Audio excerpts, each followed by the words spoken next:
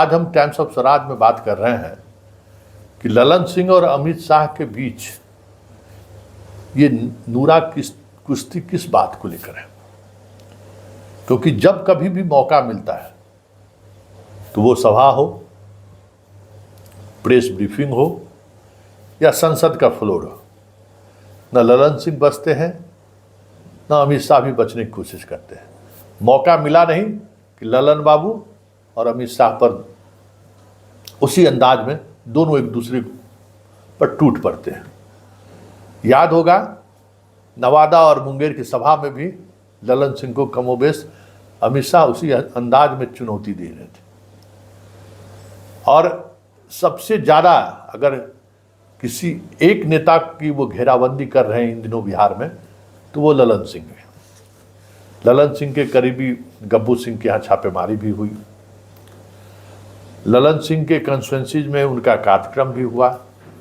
उनके प्रभाव वाले क्षेत्र में नवादा में भी कार्यक्रम हुआ। ललन सिंह से जो दूरी बनी हुई है अनंत सिंह का, उसका लाभ उठाने की पूरी कोशिश चल रही है। ललन सिंह को खिलाफ कैसे उम्मीदवार और मजबूत उम्मीदवार मुंगेर में दिया जाए, इसकी तैयारी भी चल रही है। अनंत सिंह की पत्नी को बीजेपी में लाया जाए, इसकी भी कोशिश चल रही है। और इस सारे खेल के पीछे कोई एक व्यक्ति है तो वो अमित शाह है। ठीक उसी तरीके से ललन सिंह को जब कभी मौका मिलता है, चाहे वो प्रेस कॉन्फ्रेंस हो, चाहे सदन हो या कहीं सभा हो, ललन सिंह भी अमित शाह को लेने से नहीं बस परहेज करते हैं। उसी अंदाज में ललन सिंह गरजते हैं जिस अंदाज में अमित शाह गरजते हैं। तो कुछ तो बात रही होगी। क्या ऐसी बात कौन सी ऐसी बात है जिस बात को लेकर दोनों में इस तरीके की तलखी है। तो पहले जरा आज सुन लीजिए, आज सदन में उन्होंने क्या कहा। दोनों समुदाय के लोगों का विश्वास राज्य की सरकार के प्रति समाप्त हो गया। दोनों समुदाय के लोग आज राज्य सरकार को पूरे मणिपुर की घटना के लिए दोष दे रहे। आप कह रहे हैं क्या मांग किया था विपक्ष ने? भाई आप कह रहे हैं कि गृह मंत्री जी बयान देने के लिए तैयार थे, रक्षा मंत्री जी बयान देने के लिए सब तैयार थे। ये सरकार किसकी है? सरकार किसकी? सरकार है इस देश के आदरणीय प्रधानमंत्री जी के नेतृत्व में।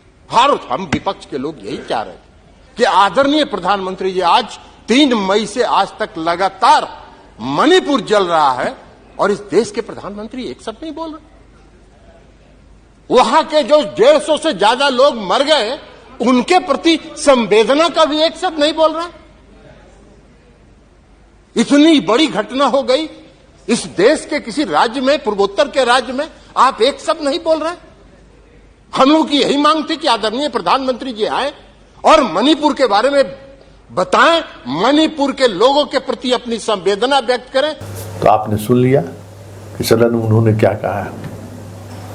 मतलब ललन सिंह को मौका मिला नहीं कि वो मोदी और शाह पर बरस पड़े, गरज पड़े। 3 दिन पहले भी दिल्ली वाले बिल पर देखे ही थे कि ललन सिंह बोले तो जवाब, जब सरकार का जवाब देने अमित शाह आए तो ललन सिंह के उन सवालों का जवाब देने से वो बचे नहीं। और तलखी भी दिखा, आज भी तलखी दिखा। तो वजह क्या है, जरा इस वजह को समझिए। ललन सिंह इससे पहले भी सांसद थे लेकिन मंत्री बनने का मौका नहीं मिला। इस बार दोनों ऊपर नीचे दोनों की सरकार थी और 2017 में राजद से अलग कराने में ललन सिंह की बड़ी भूमिका थी। उस दौरान शाह और ललन सिंह के बीच जबरदस्त जुगलबंदी थी, गुत्थम गुत्था वाली मित्रता थी। जब इधर इस तरफ से इस तरफ लाए खेमा में, उम्मीद थी इन्हें कि 2019 में जब चुनाव हुए, जीत हुआ तो ललन सिंह को मंत्री बनाया जाएगा। नीतीश चाहते भी थे और ये भी चाहते थे कि आरसीपी भी बन जाए। आरसीपी राष्ट्रीय अध्यक्ष थे, वो अमित शाह के साथ मिल गए और ललन सिंह का कुर्ता सिलाया ही रह गया। और याद होगा कि उस दौरान बिहार निवास से जिस गुस्से से ललन सिंह भागे थे, उसके बाद फिर ललन सिंह और अमित शाह आमने सामने नहीं हुए हैं। तलवार उसी दिन खिंच गई थी और उसी दिन समझिए कि ललन सिंह ने चाणक्य की चुटिया बांध ली थी कि अमित शाह को हम हैसियत बताएंगे बिहार में, देखते हैं कितने दिनों तक साथ चलते हैं। और उसके बाद पहले आरसीपी को ठिकाने लगाने की कोशिश शुरू हुई कि जिस आरसीपी के सहारे उसने ललन सिंह को रोकने का खेल खेले थे, शुरू हुआ आरसीपी के खिलाफ मुहिम और धीरे धीरे एक समय ऐसा आया कि आरसीपी को पार्टी से निकलना पड़ा और फिर ललन सिंह राष्ट्रीय अध्यक्ष बने। बात वही नहीं खत्म हुई है, राष्ट्रीय अध्यक्ष बनने के साथ ही उन्होंने गठबंधन का रास्ता बदल दिया। याद करिए, जैसे ही ये चीजें बदली गठबंधन भी बदल गया, आरसीपी हटे गठबंधन बदल गया। और उसके बाद जिस तरीके से गठबंधन बदलने के बाद आप देखिए कि नीतीश सहज हो या ना हो, नीतीश आज भी मोदी और शाह को लेकर उस तरीके से आक्रामक नहीं है जिस अंदाज में ललन सिंह आक्रामक। और ललन सिंह उन तमाम मतभेदों को भूलकर ये गठबंधन कैसे मजबूती के साथ आगे बढ़े, आज लालू परिवार से भी उनका बेहतर रिश्ता हो गया है। लालू परिवार से उनकी नजदीकियां बढ़ गई हैं और लोग तो ये भी कहने लगे कि आजकल नीतीश से कुछ उनका मतभेद हो गया है। जो भी हो, मतभेद हो या मनभेद हो, लेकिन अमित शाह ने जो सिला दिया उसका ये चुन चुन कर बदला जरूर ले रहे हैं। और याद करिए चिराग पासवान का प्रकरण याद कीजिए, चिराग पासवान के पीछे कौन खड़ा था? बिहार का बच्चा बच्चा को पता है कि इस खेल में अमित शाह खड़े थे। और उसी चिराग पासवान को रिजल्ट निकलने के बाद पार्टी तोड़वाने वाला अगर कौन था तो ललन सिंह। उनके पार्टी के एक एक सांसद को उनसे अलग करने वाला कौन था? ललन सिंह। रामविलास पासवान का बंगला खाली कराने वाला कौन था? ललन सिंह। चिराग को एनडीए से बाहर कराने वाला कौन था? ललन सिंह।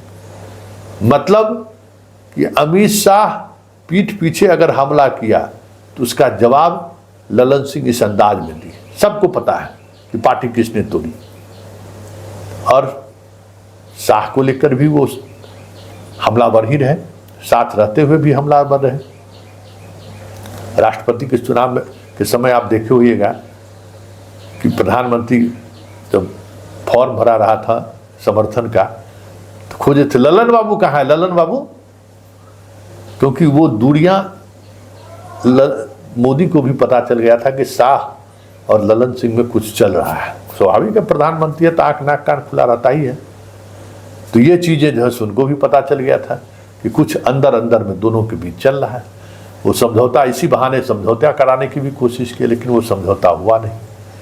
तो ये है वजह। और ये तलखी इस कदर दोनों के बीच बढ़ गई है कि अनंत सिंह का परिवार को कैसे बीजेपी में शामिल किया जाए, इसको लेकर अंदर खाने में बड़ी बड़ी रणनीति बनाई जा रही है। बहुत कोशिश हो रहा है, लोग जेल में जाकर भी उनसे मिले हैं और उनकी पत्नी को भी तैयार किया जा रहा है कि आ जाइए, अगर मंत्रिमंडल विस्तार में आपको जगह नहीं मिलता है, दे चाहे नहीं दे, हम आपको सब सम्मान देंगे, आप आ जाइए। मतलब एक ललन सिंह को बिहार में के मुंगेर या जहां कहीं से भी वो चुनाव लड़ते हैं तो उनको कैसे हराया जाए, इसको व्यक्तिगत रूप से अमित शाह मॉनिटरिंग कर रहे हैं। मतलब दुश्मनी इस तरीके के दोनों के बीच है। तो स्वाभाविक है जब इस तरीके की दुश्मनी हो जाए तो ललन सिंह की जितनी क्षमता है, भले बिहार में ही वो उनको नुकसान पहुंचा सके, तो पूरी ताकत लगाए हुए हैं। आज नीतीश के पीछे खड़े हैं। विपक्षी एकता को लेकर जो तमाम कोशिशें हुई हैं, ललन सिंह 2 कदम आगे रहे हैं नीतीश कुमार से। वजह वही है, ये किसी न किसी तरीके से शाह से बदला लेना चाहते हैं और उस समय शाह ने इनके साथ जो व्यवहार किया था उस व्यवहार का अपने तरीके से वो जवाब देना चाहते हैं। तो हर दिन जो ये चीज़ें सामने आ रही हैं उसकी वजह यही है। लेकिन शाह भी ललन सिंह को लेकर सहज नहीं है। अब वो मुंगेर में पॉलिटिक्स कर रहे हैं, और याद करिए कि जब कभी वो आते हैं तो मुंगेर के आसपास का इलाका उनका बहुत ही गहराई से वो समझते रहते हैं, और उसी का लाभ धानुक जो गए हैं आपको राज्यसभा में, उसी की तैयारी है कि ललन सिंह की घेराबंदी कैसे की जा सकती है। तो ये दोनों के बीच तलखी उस वक्त से है जब ललन सिंह मंत्री बनने से चूक गए थे। स्वाभाविक तौर पर राजनीतिक करियर में भाई वो विधायक भी रहे, विधान पार्षद भी रहे, मंत्री भी बिहार सरकार में रहे, सांसद भी रहे, लेकिन केंद्र में मंत्री नहीं बन सके। तो ये दर्द ललन सिंह के अंदर है कि आज हम मंत्री नहीं बने, इसके पीछे अगर कोई एक व्यक्ति है तो वो है अमित शाह। और यही दर्द ललन सिंह छुपा नहीं पाते हैं, और उसी दर्द पर थोड़ा सा नमक छींटने का काम अमित शाह भी जब मौका मिलता है वो कर देते हैं।